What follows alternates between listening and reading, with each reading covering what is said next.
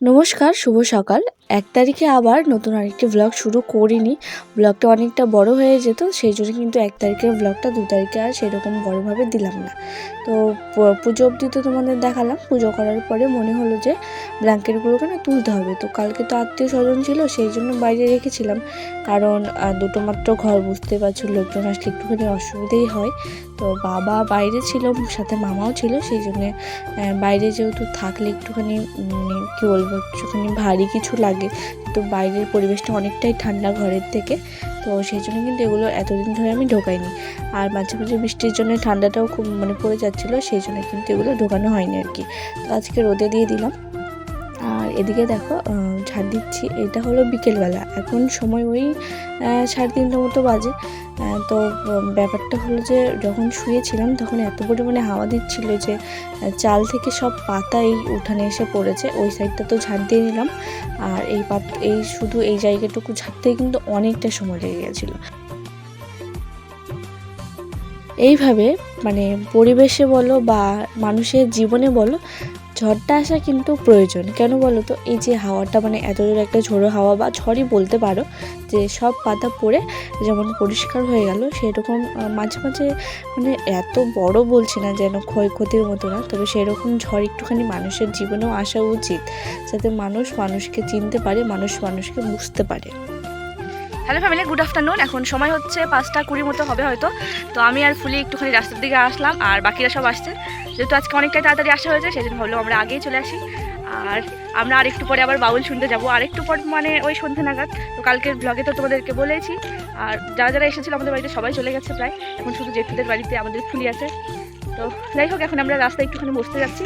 তাই ভাবলাম ও ব্লগে আসার জন্য খুব ইন্টারেস্টেড আর কি। সবসময় বলতে থাকে ব্লগ করো, ভিডিওতে নাও, সেই জন্য আর কি ওকে ভিডিওতে নিতে হয়, নাহলে নেওয়ার কোনো ইচ্ছে নেই। যাই হোক, চলো আমরা এখন রাস্তায় গিয়ে বসে থাকবো, আর লোকজন দেখবো কে কত যাচ্ছে। আর আমাদের যেহেতু এটা ধরো আমাদের বাড়ির রাস্তায় পেছনটা দিয়ে, আর এই যে সবুজ মাঠ একদম পেরিয়ে একদম যে জঙ্গলটা দেখা যাচ্ছে সোজা, তো ওখানেই বাউলটা। তো আমাদের এই রাস্তা দিয়ে অনেকটা ঘুরে আমাদেরকে যেতে হবে আর কি। তো যাই হোক, সবাই মিলে থাকলে হাঁটতে কোনো অসুবিধা হয় না। চলো এখন গিয়ে আমরা বসে থাকি, বাকিরা সব আসছে, একটু আড্ডা দিয়ে সন্ধ্যাবেলাতে বাড়িতে যাবো।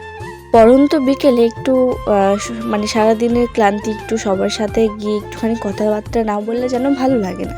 তো বিকেলবেলার দিকে ওই 1 ঘন্টা মতো টাইম একটুখানি বাইরে আসি। আর এইটা হলো আমাদের গ্রামের ভেতরে যাওয়ার রাস্তা, আর দুই দিকে কত সুন্দর লাগছে, তাই না? আর তোমাদের যে দেখালাম তখন বুঝতে পেরেছো কি না, তো এই যে এইটা দেখতে পাচ্ছ, এই যে স্টিকারটা যেখানে দিলাম, তো এই জায়গাটা এখান থেকে জঙ্গল লাগছে, যেহেতু গাছপালা রয়েছে, যেমন এই গ্রামের ভিতরটাও এরকম লাগছে। তো সেখানেই কিন্তু অনুষ্ঠান, সেখানেই যাব। তো এখন সময় ওই প্রায় 11টা মতো বাজে, সেই জন্য দেখতেই পাচ্ছ অনেক লোকজন কিন্তু চলে গেছে। আর আমরাও কিন্তু এখন রওনা দিয়েছি বাড়িতে যাওয়ার জন্য, তো বাড়িতে আসার জন্য আর কি। তো তারপরে এখানে দেখো আমরা সবাই মিলে তোমাদেরকে টাটা করে দিচ্ছি, আর আজকের ব্লগটা এখানে এড করছি। তারপর কিন্তু তোমাদের সাথে দেখা হচ্ছে আমার ঠিক পরের দিন, 2 তারিখে ঠিক হলো মঙ্গলবারে। তো রান্না হয়ে গেছে টুকিটাকি বলতে, একটুখানি কালকের তরকারি ছিল, আর তার মধ্যে আর একটুখানি রান্না করতে হবে আমাকে। কিন্তু এখন ওই সকালবেলাতে করলা ভাজা করলাম, আর ভাত করলাম, আর সাথে কালকের তরকারি ছিল। তো ওইগুলো নিয়ে বড়মশাই চলে গেল ডিউটিতে। আর যেহেতু কী বলবো, পাড়ায় এক জায়গায় অনুষ্ঠান লাগলে না আত্মীয় স্বজন আসতেই থাকে, বা সবাইকে ফোন করতে থাকে যে আজ আসো, কাল আসো।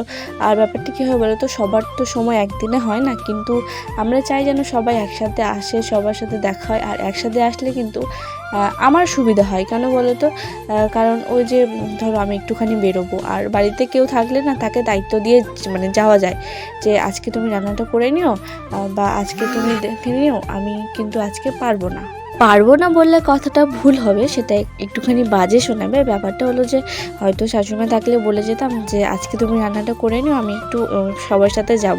আসলে কারো বাড়িতে না আমাদের মতো ভেজাল নেই। আর আমাদের বাড়িতে লোক হয়তো 3জন আমরা, কিন্তু সত্যি বলতে আমাদের বাড়ির মতো ভেজাল কারো বাড়িতে নেই।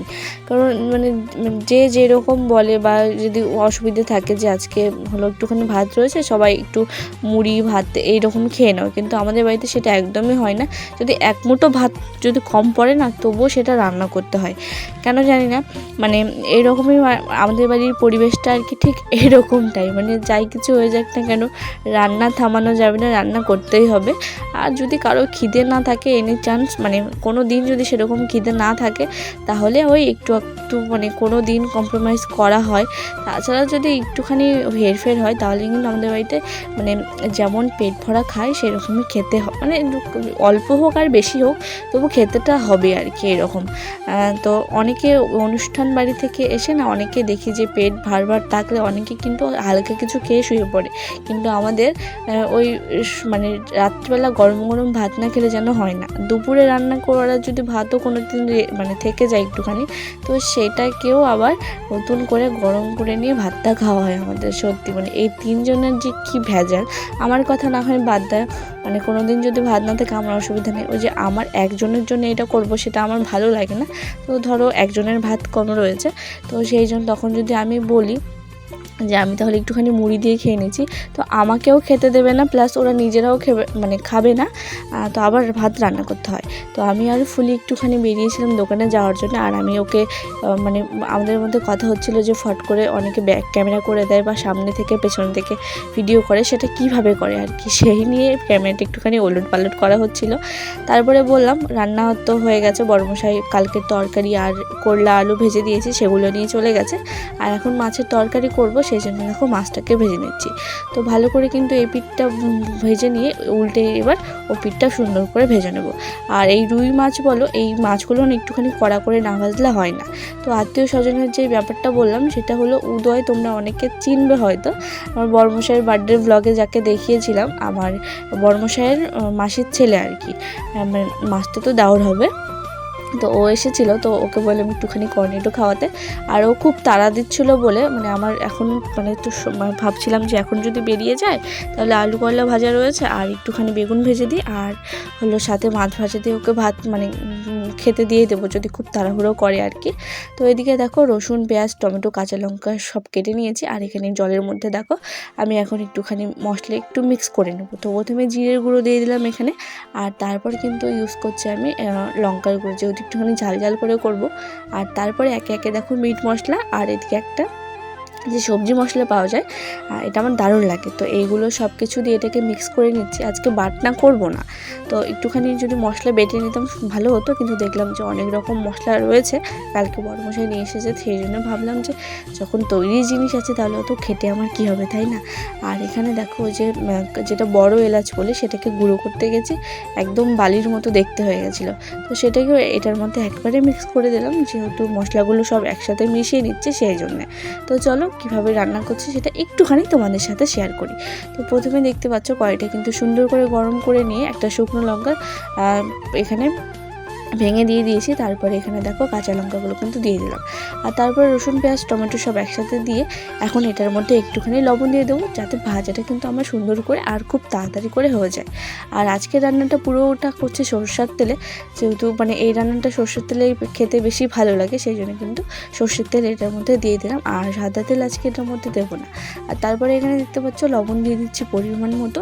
আর এটা না খুব একটা কি বলবো, যেহেতু মশলা দিয়ে শুধু মশলা কষিয়ে নিয়ে করবো, তো খুব একটা কিন্তু একদম মানে পাতলা ঝোল করবো না, হালকা এই পেঁয়াজগুলো একটু গ্রেভি গ্রেভি হয়ে যাবে, তো এরকম কিন্তু রাখতে হবে। তো খুব একটা সেরকম না, এখন এটাকে কষিয়ে কষিয়ে রান্না করে নিলেই হয়ে যাবে, তারপর আবার বাউলে যাবো। বুকে টেনে নিলে মরে বলেছিলে হৃদয় মাঝে দেবে স্থান, ওই এখন করে মিথ্যে অভিনয় আমার কোমল মন করেছ জয়,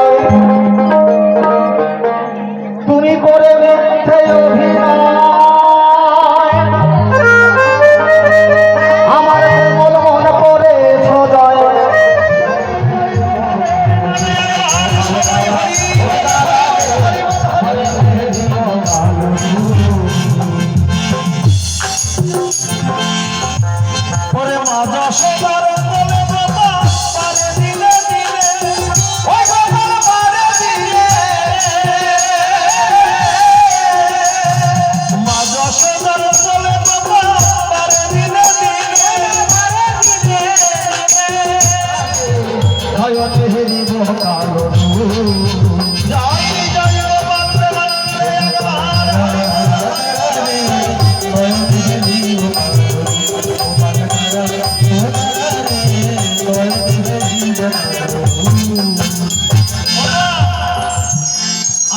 বেরিয়েছিলাম,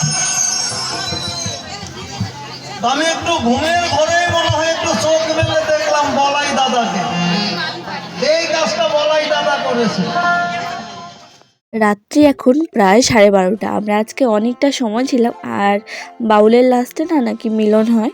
তো মানে ওই কৃষ্ণর কথা কেমন করে জন্ম নিল, তারপর মা যশোদার সাথে দুষ্টুমি, খুনসুটি, মানে কৃষ্ণের বেড়ে ওঠা, এরকম কৃষ্ণের নুনি চুরি, এইসবই কিন্তু গানে গানে আমাদের একটুখানি শোনাচ্ছিল। তো আমরা এখানে আজকে খাওয়া দাওয়া করলাম, এখানে খাওয়া দাওয়ার ব্যবস্থাও ছিল। তো আমরা এখানে কিন্তু খাওয়া দাওয়া করে নিয়েছি। আর এখানে বলরাম আর কৃষ্ণ দুজনকে সাজানো হয়েছে, যেহেতু অনেকটা মানে দূরে থেকে ভিডিওটা করছি। আর আজকে লোকজন কিন্তু ছিল, মোটামুটি অনেক রাত অবধি ছিল। তো এখানে দেখতেই পাচ্ছ এরা মানে বাউল শিল্পী দুজন গান করছে। আর এখানে কৃষ্ণকে কিন্তু হাত বেঁধে রেখে দিয়েছে মা যশোদা। আর এখানে কিন্তু কৃষ্ণের হাত খোলার জন্য আর কি গ্রামবাসীর কাছ থেকে একটুখানি চাঁদা আদায় করা হচ্ছিল আর কি। তো হলো কৃষ্ণ নাকি তার মায়ের ননির দাম দেবে সেই জন্য। আর আমরাও একটুখানি চলে গেছিলাম গোপালকে রং দিতে। আজকের ব্লগটা এখানে এন্ড করছি, টাটা।